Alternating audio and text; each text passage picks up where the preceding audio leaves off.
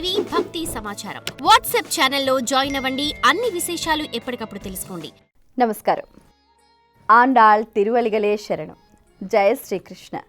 26వ పాసురం. ఈ పాసురంలో చాలా అద్భుతంగా ఆండాళ్ తల్లి తన గోష్ఠితో అక్కడ సమావేశమై కృష్ణుడి ముందు కూర్చొని ఎంతో చక్కగా వారు ఏ ఉద్దేశంతో అయితే వచ్చారో అవన్నీ కూడా చాలా చక్కగా అద్భుతంగా వర్ణిస్తుందన్నమాట. అసలు ఎంత అద్భుతంగా ఉంటుంది అని అంటే, కృష్ణుడు అక్కడంతా లేచి వచ్చి చక్కగా సింహాసనం మీద కూర్చున్నాక చెప్పండి మీకేం కావాలో అని అంటాడనమాట. మాకేం వద్దు కృష్ణ, నువ్వు మాత్రం కావాలి అని అంటారు.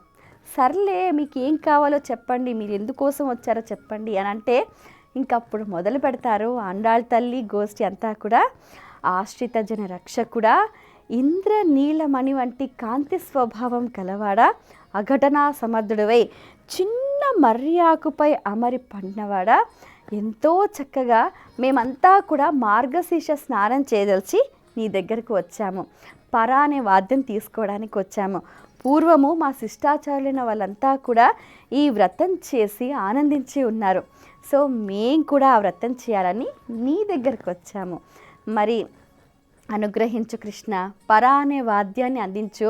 మరి నువ్వు వినాలనుకుంటే మాకేమేం కావాలో ఒక పెద్ద లిస్ట్ ఉంది, మేము చెప్తాము విను అంటూ కూడా. అసలు ఎంత బాగుంటుందంటే ఇక్కడ ఆండాళ్ తల్లి గోష్ఠి అంతా కూడా కృష్ణుడిని డిమాండ్ చేస్తారు. చూడు మేము దీనికోసం వచ్చాం, మాకు ఇవన్నీ కావాలి ఇవన్నీ అంటూ లిస్ట్ మొదలుపెట్టారు. సరే, కృష్ణుడు ఏంటంటే వీరి వాత్సల్యానికి వీరి ప్రేమకు ముగ్ధుడైపోతాడు. సరే కానివ్వండి అని అంటాడు కృష్ణుడు. వీళ్ళు ఒక్కొక్కటి చెప్పడం మొదలు పెడతారు. ఎట్లా అంటే, ఈ ప్రపంచం అంతా కూడా ధ్వని చేసే తెల్లని కాంతి వంటి పాంచజన్యం పోలిన శంఖాల వలె శంఖాలు కావాలి అని అంటారు. సరే అంటాడు కృష్ణుడు. ఎన్ని కావాలి? ఆండాళ్ తల్లి మనం చూస్తే తిరుప్పావై పాసురాలలో మొత్తం ఒక 8-10 మంది ముఖ్యమైన గోపికలు గమనించవచ్చు. 8-10 మంది కాదండి, వచ్చింది 20 లక్షల మంది. అంత గోష్ఠి కృష్ణుడి దగ్గరికి వచ్చారు. సో వారందరికీ శంఖాలన్నీ గ్రాంటెడ్ అంటాడు కృష్ణుడు. ఆ తర్వాత చెప్పండి ఇంకా అంటాడు. అనగానే మన గోపికలంతా చూడు పెద్దగా ధ్వని చేసే శ్రవణానందకరమైనటువంటి వాద్యము పరా అనే వాద్యం కావాలి అని అంటారు. సరే అని అలాగే ఇస్తాడు కృష్ణుడు. ఇంకా అని అంటాడు. మంగళం పాడటానికి భాగవతులు కావాలి అని అంటారు. భాగవతులా? మనకు పరలోకంలో ఎప్పుడూ కూడా కృష్ణుడిని సేవించడానికి అక్కడ బోల్డ్ మంది భక్తులు ఎప్పుడూ సిద్ధంగా ఉంటారు.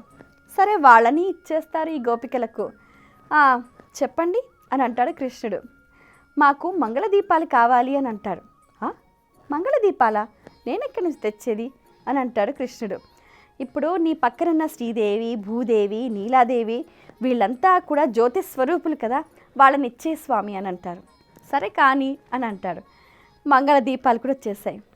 ఇంకేం కావాలి చెప్పండి. మీకు ఎంత ప్రేమ, ఆ సంవాదము చాలా అద్భుతంగా ఉంటుంది. అది ఎంత అంటే ఆ భగవంతుడు భక్తుడు వాళ్ళ మధ్యలో తారతమ్యం ఏమీ ఉండదు. మాకు ఇవి కావాలి కృష్ణ, నువ్వు ఈ కృష్ణ ఎలాగైనా సరే మాకు ఇవి కావాలి అని అంటారు. సరే చెప్పండి. అంత ప్రేమగా అడుగుతున్నప్పుడు ఎవరు మాత్రం కాదంటారు. వారి ప్రేమకు వశమయ్యాడు కృష్ణుడు. తర్వాత అంటే, మరి మేమంతా గోష్ఠిగా వచ్చాం కదా, మాకు ఒక ధ్వజం కావాలి, కాబట్టి నీ ధ్వజం ఇచ్చేసే అని అంటారు. సరే, గరుడాల్ వారిని కూడా పంపించేశారు. ఇంకా ఏం కావాలి అని అంటే ఇలా లిస్ట్ చెప్తున్నారు. అయ్యో అన్నీ అయిపోయినాయి అని అంటారు. ఇంకేం కావాలి? కృష్ణుడు ఒక్కడే మిగిలాడు, ఇంకేమున్నాయి చెప్పు అని అంటారు. నువ్వు అఘటనా సమర్థుడవే చిన్ని మర్యాకుపై అమరి పరున్నావు కదా, మాకు మీ పీతాంబరం కావాలి అని అడుగుతారు.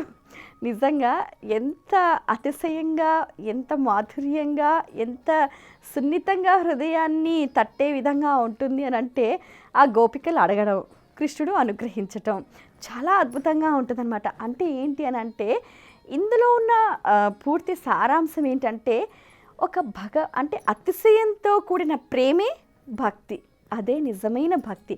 అంటే ఏంటి, మనం ఎటువంటి అలమరికలు లేకుండా, మనం వేరే ఏ ఆలోచన లేకుండా, మన హృదయంలో ఎటువంటి లోపం లేకుండా ఒక పరిశుద్ధమైన హృదయంతో మనం ఏది అడిగితే పరమాత్ముడు అది అనుగ్రహిస్తాడు అనడానికి ప్రత్యక్ష నిదర్శనం 26వ పాసురం అన్నమాట. అంత చక్కగా ఉంటుంది, అంత అద్భుతంగా ఉంటుంది. ఆండాళ్ తల్లి గోష్ఠితో సహా ఇన్ని అడిగింది, అన్నిటినీ అనుగ్రహించేశాడు కృష్ణుడు. అలాగే నిత్య జీవితంలో మనం కూడా మనకు భగవంతుడికి మధ్య కూడా అటువంటి సంబంధం, అటువంటి సాన్నిహిత్యం, అటువంటి సందర్భం అనేది ఏర్పడాలన్నమాట. అంత వాత్సల్య భక్తి అన్నమాట. అలా ఉంటే మనం ఏది అడిగితే అది ఇస్తాడు. చూసారా, శంఖాలు ఇచ్చేశాడు, పరానే వాద్యాన్ని ఇచ్చాడు, భాగవతులను ఇచ్చాడు, మంగళ దీపాలు అంటే ఇచ్చాడు స్వామి. తర్వాత వారికి ధ్వజం ఇచ్చాడు.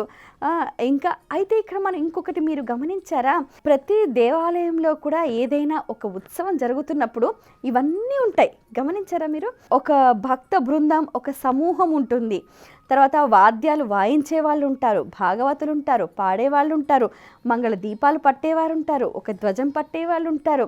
అంటే ఏంటి ఇక్కడ ఇందులోని మరొక సారాంశం, మరొక కోణంలో అర్థం చేసుకోవాల్సింది ఏంటంటే, ఒక దేవాలయంలో కానీ ఒక భగవంతుడిని సేవించడానికి కానీ ముఖ్యమైన సాధనలు ఇవి అన్నమాట. ఇవి కూడా మనం సమకూర్చుకోవాలి.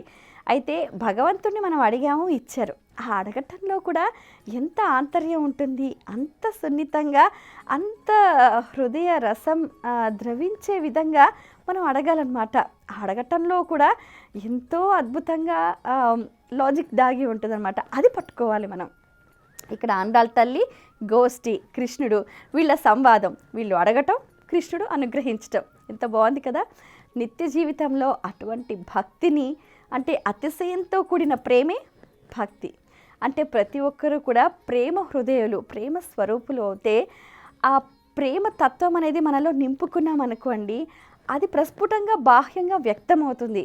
అది ఎప్పుడైతే ప్రేమ వ్యక్తమవుతుందో భగవంతుడు మనల్ని అంతే ఇదిగా కారుణ్యంతో అనుగ్రహిస్తాడు, మనకు కావాల్సినవన్నీ సమకూరుస్తారు.